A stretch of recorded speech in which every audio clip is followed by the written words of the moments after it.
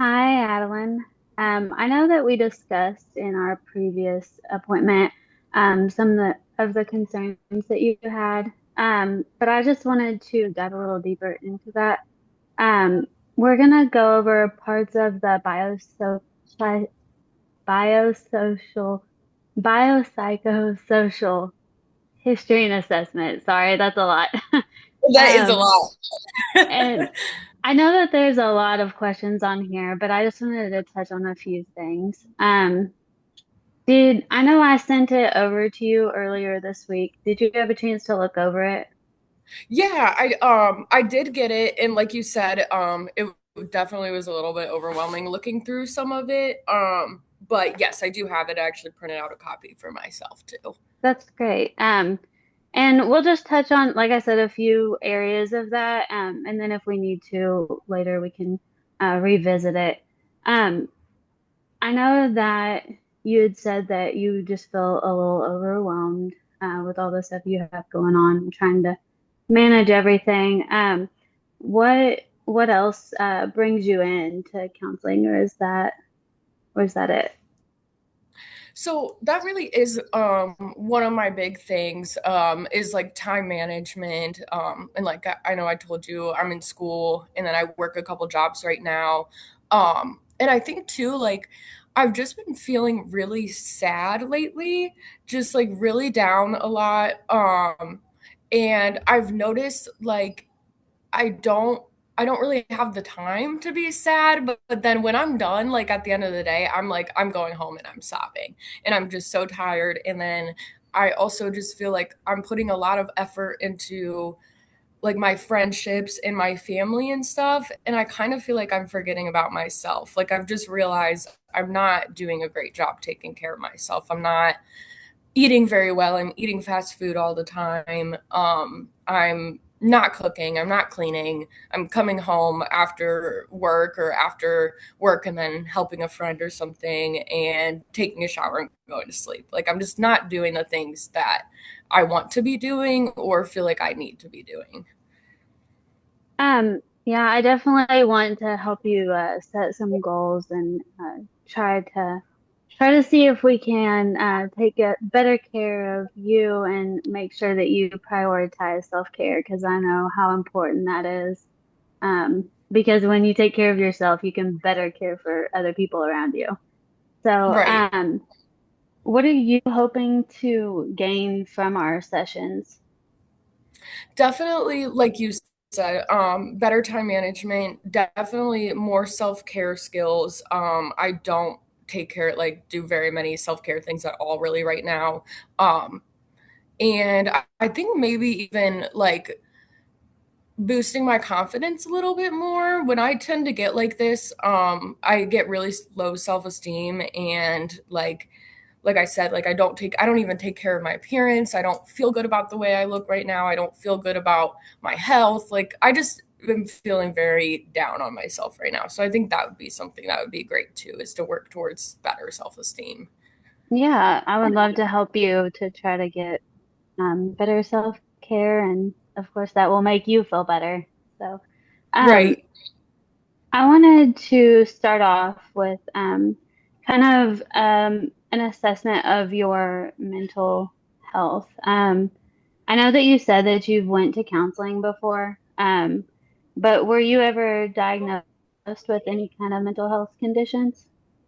Yes, I do have anxiety and depression that I've been diagnosed with. I do have a psychiatrist that I see, which I'm sure you know, psychiatrists you don't see as often, but I see her about like every 3 months. I'm on a good antidepressant, and then I have like an as needed for my anxiety, which I feel pretty good about. Um, but I do feel like it's important for me to not just rely on the medicine. I also need to take things into my own hands. And that's why I decided to come to counseling so that I can have those skills too, rather than just focusing on the medication. Yeah, I'm glad that you have the medication, but we can definitely work with some different counseling techniques to try to help you to better manage your stressors. The next thing, um, You you've never had any thoughts of harm to yourself or to others?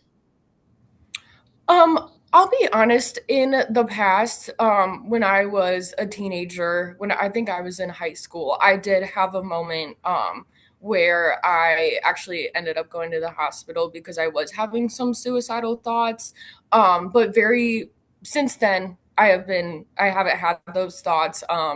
I definitely like gained some skills. I did a couple group therapies where I got some skills to help with that. So, um, as of right now and for a while now, I have not had any of those thoughts of harming myself or anyone else. Well, I'm glad to hear that, and it seems like that if you ever get to that point, of course you can feel free to tell me. And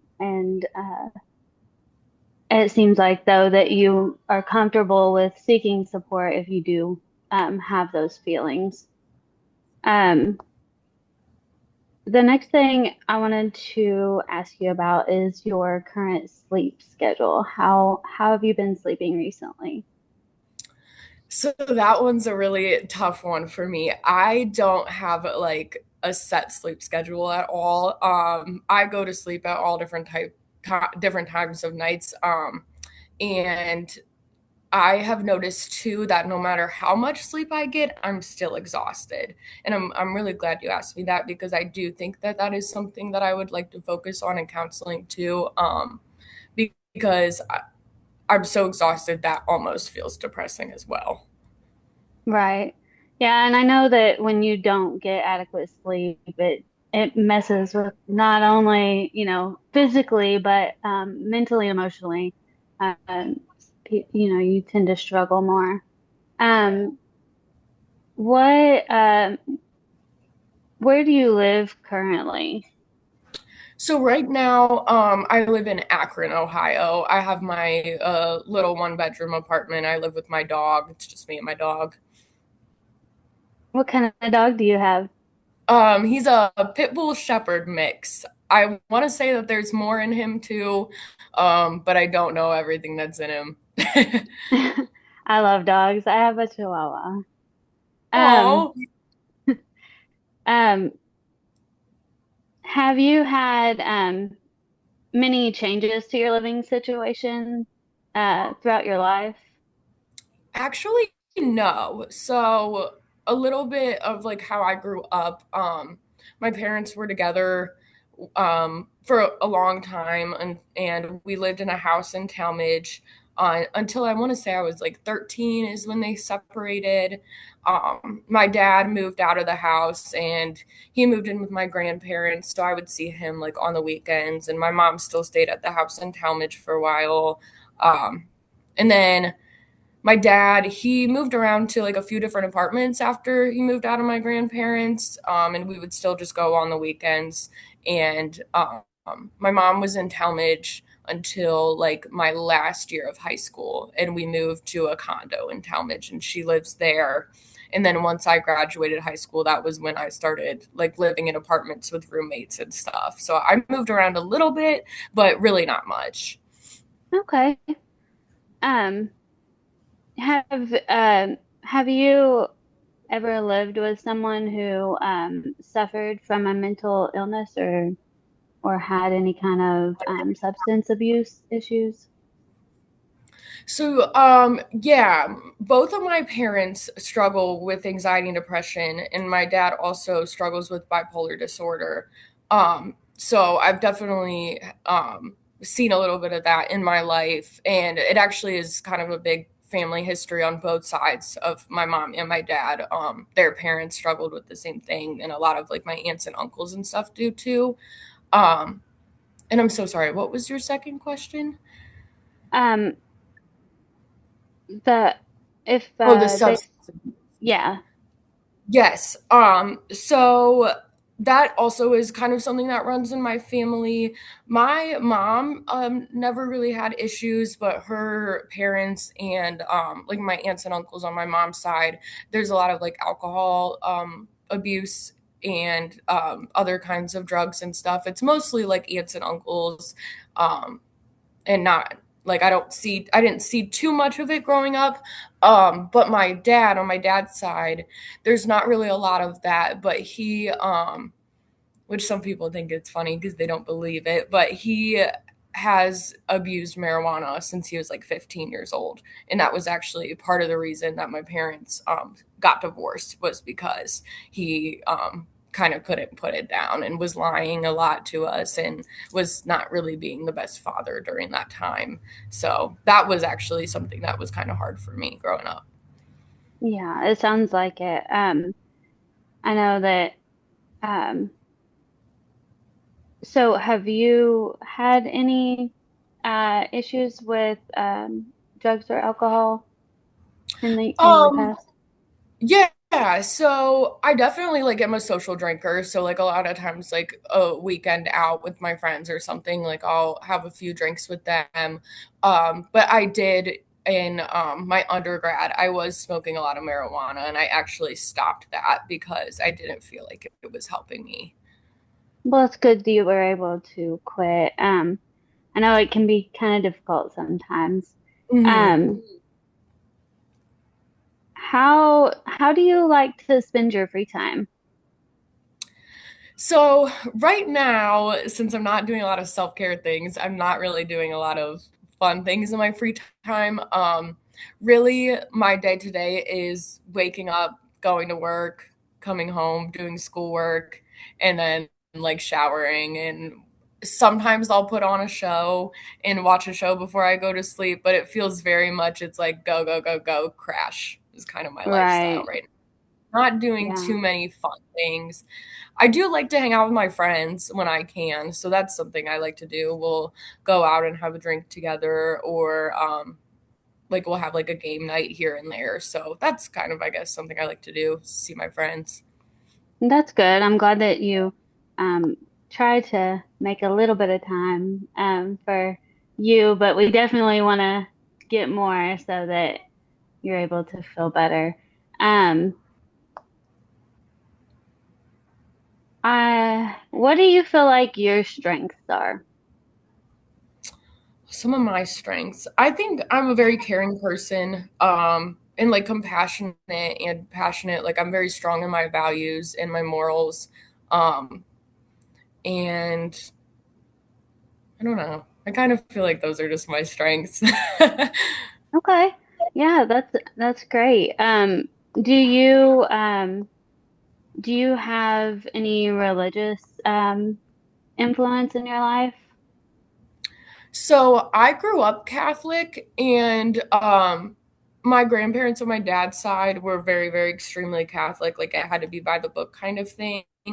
And once I hit like eighth grade around confirmation time, I made the decision that I didn't want to be confirmed. I because I didn't agree with a lot of things in the Catholic Church, and that's actually kind of been a struggle for me.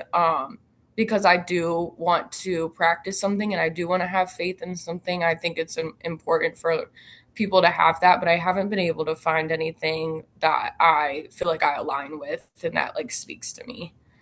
Right. Well, is that something that you would want to work on? Yeah, definitely. Like in if we could like a session here to kind of look into some things like that or research together or something, I think that'd be great because I'm yearning for something like that. Okay. Yeah, we can definitely do that. Um, what experiences, oh, sorry. Um,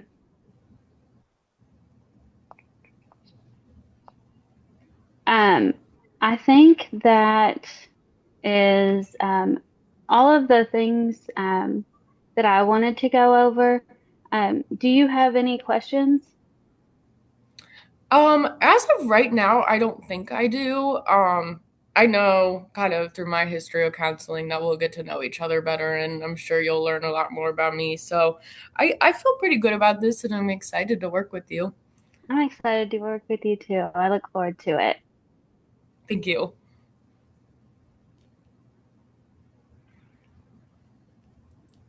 Okay, so my feedback, I think you did a really great job. Um, You were a great active listener with your eye contact and nodding.